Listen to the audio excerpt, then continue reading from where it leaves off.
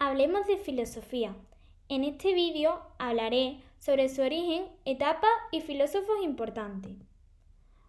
Origen. La filosofía es griega y surge aproximadamente en el siglo VII a.C. Hay que entender que no nace simplemente de la nada, sino que es un proceso progresivo.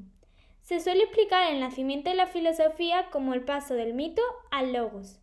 Los mitos son narraciones de carácter fantástico donde se intenta explicar de dónde procede el universo, así como dar una explicación a todos los fenómenos naturales.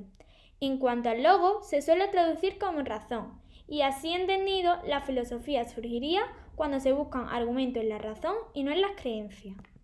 La historia de la filosofía se divide en 4 etapas: filosofía antigua, filosofía medieval, filosofía moderna y filosofía contemporánea. Cada una de estas presentan rasgos propios. Sus fechas son convencionales, es decir, son fechas que los estudiosos han elegido porque reflejan algún hecho que simboliza el cambio de etapa, pero son discutibles y no todos los filósofos marcan la misma fecha. En cada periodo se plantean problemas y cada uno se resuelve con métodos propios. Filosofía antigua. Es la etapa que va desde finales del siglo VII a.C., cuando nace la filosofía, al siglo V después de Cristo, cuando cae el imperio. En este periodo destacan los presocráticos, Sócrates, Platón y Aristóteles. Los presocráticos indagaron sobre el origen del universo. Se preguntaron por el principio constitutivo de toda la realidad, arjé, buscando una explicación racional. Defendían la idea de que toda la naturaleza tiene un mismo origen de carácter material. Para Tales de Mileto, Anaximandro y Anaxímenes, este partía de un solo elemento, es decir, eran monistas. Y para los demás partía de una combinación de varios. Sostenían que todo obedece a una serie de leyes naturales a las que el ser humano puede acceder y conocer. De ahí que se le llame físico. Los más importantes son Tales de Mileto. Para él, el principio o arjé era el agua, afirmación que se fundamentaba en la observación de que todo cuerpo o alimento poseía la cualidad de lo húmedo, siendo el agua su principio rector. Anaximandro aporta una base sustancial al suponer que el arjé ya no procede de un elemento concreto, sino que de un preelemento indefinido o indeterminado, el apeirón. Anaxímenes. El arjé es el aire. Este origina a todos los seres y sus diferencias cualitativas. Aire es también alma, soplo o aliento divino, similar al aire que nos rodea. Pitágoras fundó una comunidad de discípulos unidos por un estilo de vida y una normativa comunes, una especie de asociación religiosa que perseguía la purificación del alma, de las pasiones del cuerpo y su salvación a través de ciertas prácticas ascéticas que no debían ser reveladas a nadie ajeno a su comunidad. Pitágoras consideró que el alma era inmortal, cuya unión con el cuerpo significaba una prueba que ésta debía sufrir antes de su definitiva liberación de los ciclos de las reencarnaciones. El orden del cosmos es un orden matemático, por lo que las matemáticas expresan la forma del mundo. Por eso decían los pitagóricos que los números eran el arjé del mundo. Heráclito se le dio el sobrenombre de El Oscuro, porque consideraba que su obra no había recibido influencias de nadie. Afirmó que el origen de todas las cosas es la oposición de contrarios de la que surge la armonía, es decir, el devenir mismo. Este mundo que es oposición se identifica en él con el fuego, porque es el único elemento que se mantiene mientras destruye la materia que lo produce. Así que este es el arjé. Parménides. Con él se consolida un idealismo político al separar definitivamente el mundo que aprendemos por los sentidos del que capta la razón. Esta preocupación epistemológica por el conocimiento se resuelve con una afirmación ontológica sobre el ser, lo que hay. La única verdad es que el ser es y el no ser no es. Empédocles estableció la teoría de los 4 elementos, fuego, aire, tierra y agua, como principios genéticos y rectores del cosmos, que se combinan como resultado de un equilibrio entre el amor y el odio. Anaxágoras enunció que todas las cosas tienen fragmentos de todo, así pues todo está en todo. Cada cuerpo contiene minúsculas partículas homeometrías cosas con partes iguales de todas las cosas, y según cómo estas partículas se combinen de acuerdo con una inteligencia ordenadora, nous, aquel cuerpo tomará un aspecto u otro. Demócrito desarrolló la teoría del atomismo, según el cual el mundo está compuesto exclusivamente de átomos indivisibles en movimiento en un espacio. Estos átomos son enteros, distinguiéndose únicamente por sus distintas figuras, posición y orden. El nombre de presocráticos les viene por ser anteriores a Sócrates. Este filósofo, junto a los sofistas, introdujeron en la filosofía antigua un importante cambio. Hubo un giro antropológico. Los sofistas más significativos fueron Protágoras, que enseñaba que el hombre era la medida de todas las cosas, y Gorgias, que defendía tres tesis. La primera, nada existe. La segunda, si algo existiera, sería inconcebible para el hombre. Y la tercera, si fuera concebible, tampoco se podría transmitir o explicar a los demás. En esta etapa, los temas fundamentales de la filosofía tenían que ver con cuestiones humanas, la ética y la política. Sócrates fue un hombre peculiar, que no escribió ninguna obra, pero fue un gran inspirador para muchos. Fue condenado a muerte y aceptó la condena a favor de la justicia y las leyes bebiendo voluntariamente en la cicuta, a pesar de que muchos de sus amigos quisieron ayudarle a huir considerando injusta la condena. Platón fue discípulo de Sócrates y como homenaje a su maestro escribió diálogos en los que este era el protagonista. Además, fue el fundador de la famosa Academia, que estuvo abierta muchos siglos después de su muerte. La filosofía política, la ética y la moral fueron uno de los temas que más preocuparon al filósofo y escribió sobre esto.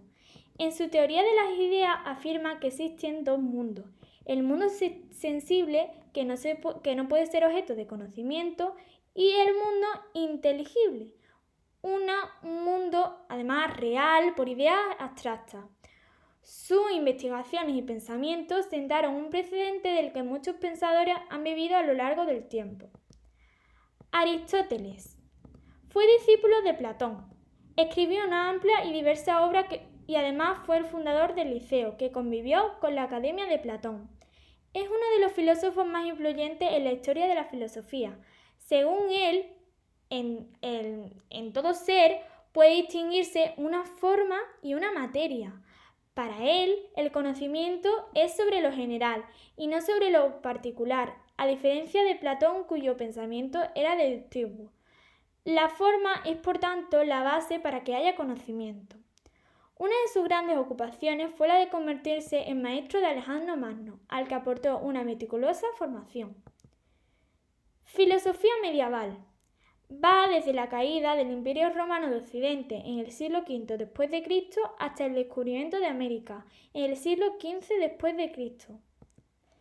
Durante la Edad Media, los pensadores cristianos, judíos y musulmanes se sirvieron de la filosofía para hacer comprensibles sus respectivos credos y sintetizaron su fe con la idea de los principales Platón y Aristóteles. En el cristianismo, a la filosofía elaborada se le denominó escolástica. Los escolásticos abordaron principalmente dos problemáticas: la relación entre razón y fe, es decir, entre filosofía y religión. Se preguntaron: ¿dónde está la verdad? ¿En la reflexión filosófica o en las verdades reveladas por Dios a los seres humanos? Y, en segundo lugar, los escolásticos discutieron la posibilidad de demostrar racionalmente la existencia de Dios. Los dos filósofos más destacados de la época fueron San Agustín de Hipona y Santo Tomás de Aquino.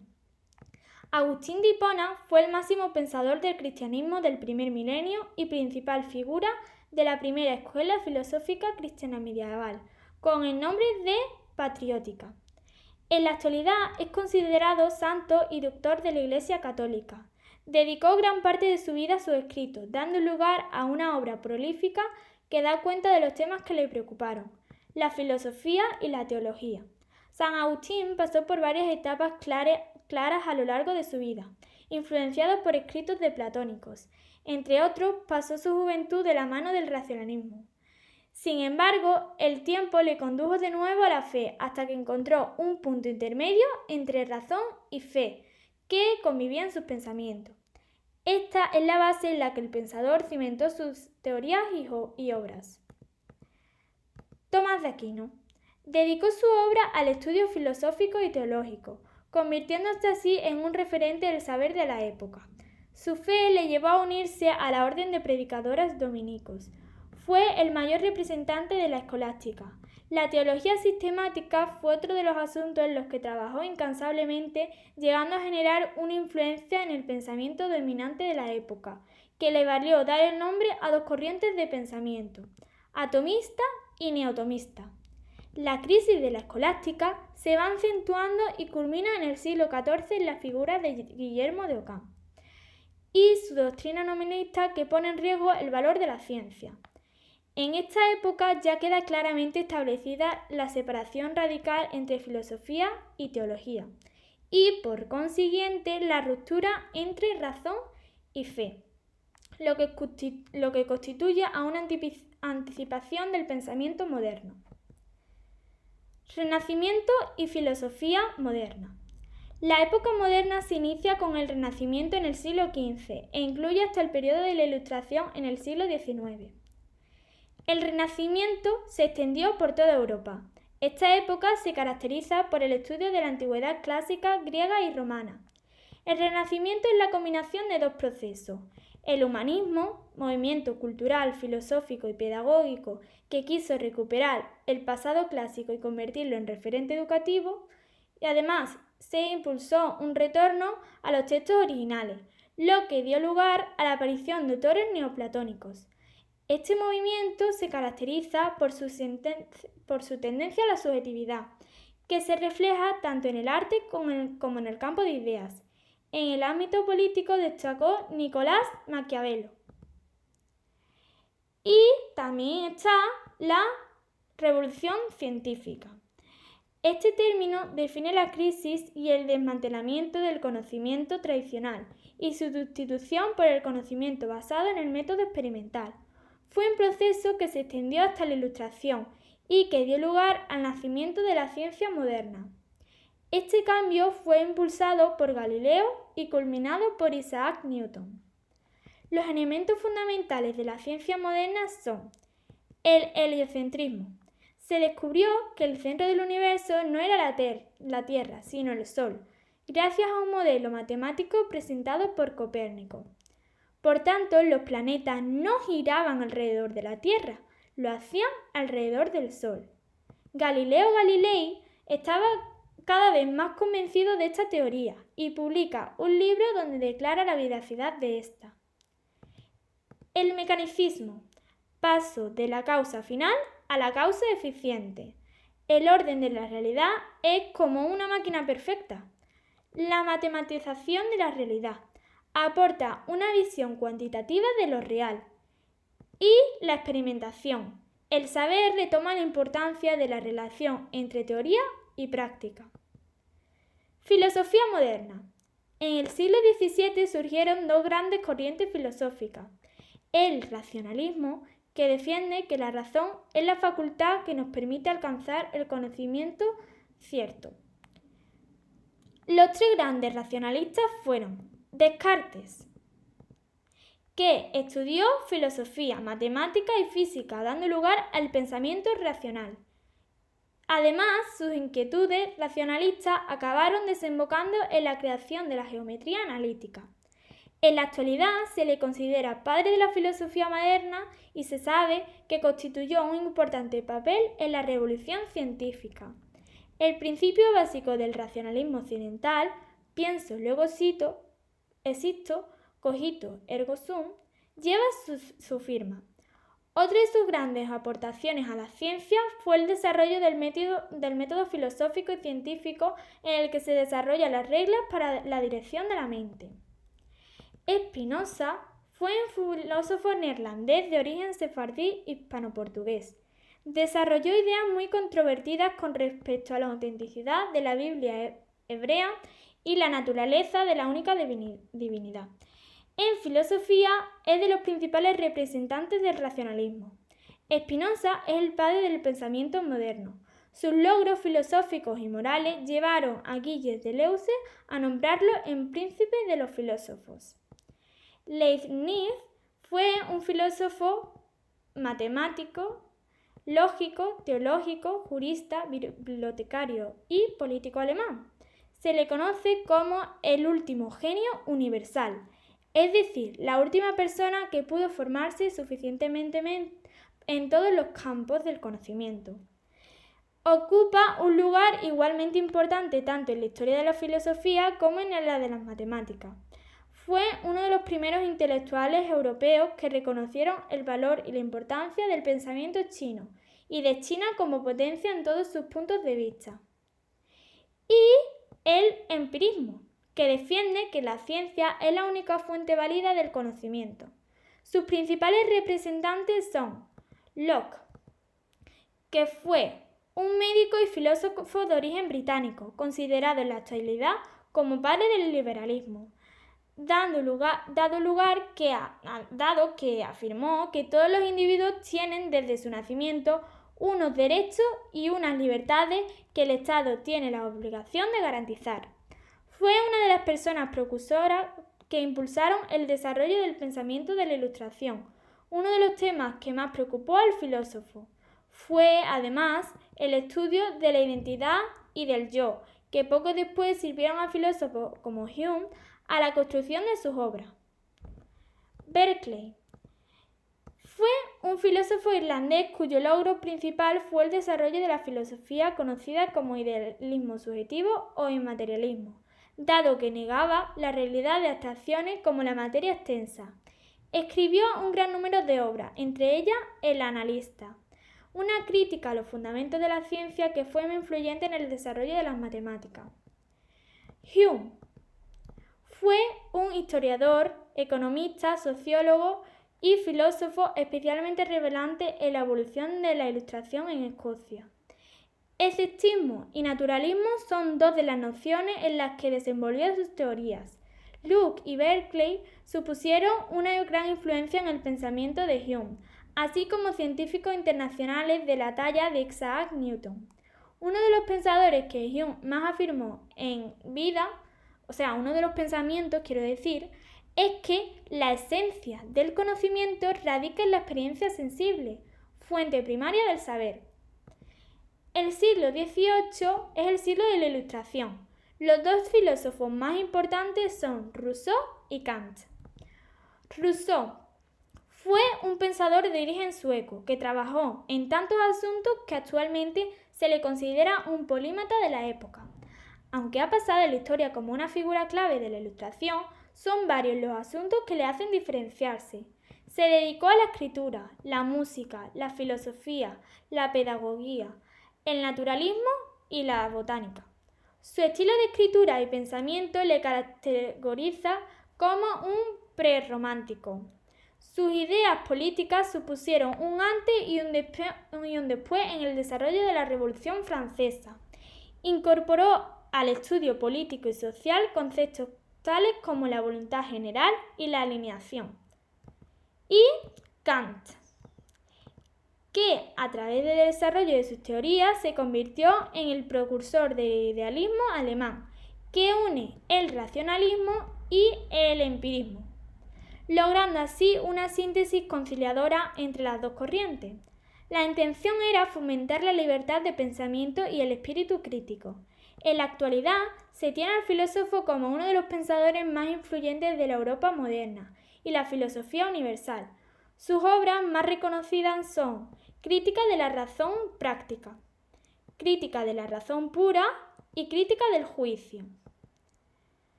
La filosofía contemporánea va desde el siglo XIX hasta la actualidad. Siglo XIX. Tras los avances de las ciencias provocados por la revolución científica, tiene lugar la revolución industrial. Aparecen las fábricas y el trabajo en cadena. La sociedad en general se tecnifica. Crecen las ciudades y nos encontramos con la sociedad burguesa y la clase obrera, donde la mujer se incorpora al trabajo laboral. De manera significativa y en muchas ocasiones, además, los niños también trabajan. Destacan grandes figuras y corrientes en este siglo. Karl Marx. De origen judío y natural de Prusia, fue economista, periodista, filósofo, sociólogo e historiador. Trabajó junto a Friedrich Engels y dio lugar al socialismo científico. El desarrollo de sus teorías desembocó en el comunismo moderno y en el marxismo. Quiso explicar en qué consistía la sociedad capitalista de su tiempo y de qué manera se había desarrollado la historia humana. Pretendía incorporar a la filosofía una práctica revolucionaria para transformar la realidad económica, política y social. Marx consideraba que los filósofos se habían limitado a interpretar el mundo de distintos modos, pero de lo que en realidad se trataba era de transformarlo. Augusto Comte, perteneciente a la corriente positivista, que creía que la ciencia es el progreso de la humanidad. Pretende implantar un saber positivo como base de una nueva organización política. Friedrich Nietzsche fue una de las figuras claves del pensamiento contemporáneo, perteneciente a la corriente vitalista, que aportó como gran innovación la defensa de la vida y de lo irracional, frente a lo racional de la ciencia. Criticó la religión y la cultura. Fue un filósofo, músico, poeta y filólogo también. Una de sus máximas preocupaciones fue el triunfo del secularismo de la Ilustración. Esto le condujo a la afirmación «Dios ha muerto». Fueron muchos los pensadores posteriores que hicieron uso de sus pensamientos para sus teorías.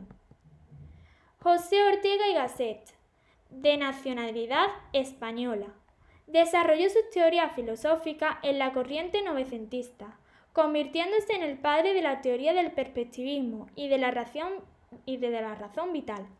Su obra, escrita en forma de ensayo, ha sido una enorme influencia en el desarrollo del pensamiento español. Fue la figura central de la cultura española del siglo XX. El pensamiento del autor se divide en tres etapas diferenciadas. La primera, objetivista; la segunda, la perspectivista; y la tercera, con una inclinación hacia la madurez del pensamiento expresada a través del racionalismo. A Freud se le debe el descubrimiento del inconsciente. Para él, la mente humana es semejante a un iceberg, donde la parte visible se corresponde con el elemento consciente y además es el aspecto de menor rango si se compara con la parte invisible, identificada con el inconsciente. En el inconsciente se encuentra la clave que permite explicar y entender la conducta humana y muchos de los trastornos psíquicos como la neurosis. Freud ideó una terapia que pretendía curar esta misma haciendo que los traumas emergieran a la conciencia. Para explorar el inconsciente desarrolló un método llamado psicoanálisis, basado en la asociación libre por el que el terapeuta permite al paciente enlazar palabras hasta que en un momento dado emerge el conflicto que se mantenía oculto. Siglo XX. Siglo marcado por los gran avances técnicos, surge el estado de bienestar y el mundo es globalizado. Además, hay también grandes corrientes entre las que podemos destacar el existencialismo, que parte de la reflexión de la existencia personal y de la libertad como reflexión filosófica. En esta corriente podemos citar a Heidegger, Sartre y Simeone de Beauvoir. La hermenéutica, corriente que se centra en la interpretación en cómo los textos escritos varían a lo largo de la historia y cómo se van enriqueciendo con las distintas interpretaciones. Aquí cabe destacar a Gadamer. La filosofía analítica, que considera que los errores del pensamiento son fundamentalmente errores lingüísticos y, por tanto, centra su atención en temas lógicos y epistemológicos. Aquí la figura más representativa es Ludwig Wittgenstein, que trabajó en el campo de la lógica y de las matemáticas, además de la lingüística y la filosofía. Su influencia llegó al Círculo de Viena y los positivistas lógicos aunque se reconoció como parte de él. El estudio del lenguaje fue una de sus máximas preocupaciones, dedicándole grandes esfuerzos en todas sus obras. El concepto de la verdad también le supuso una gran inspiración y en relación a él, Wittgenstein afirmó que como con cualquier otra palabra, la relación isomórfica entre el lenguaje y el mundo es la que determina la correspondencia entre el sentido de una proposición y el hecho en sí. El estructuralismo surgió como método de estudio de las ciencias humanas basado en el convencimiento de que la cultura, la historia, etc., forman sistemas y que estos deben estudiarse analizando su estructura. Podemos resaltar a Claude Lévi-Strauss. La Escuela de Frankfurt, creadora de la llamada teoría crítica. Se trata de una discusión crítica e ideológica sobre las condiciones históricas entre las que surgen las teorías y cómo todas estas están mediadas. Surgió como reacción a un mundo tecnificado, en las que las prioridades eran exclusivamente la eficacia y la productividad al coste que fuera. Aquí destacan Horkheimer y Adorno. Y ya por último, aquí podéis ver la bibliografía de la que he conseguido toda esta y valiosa información. Gracias y hasta pronto.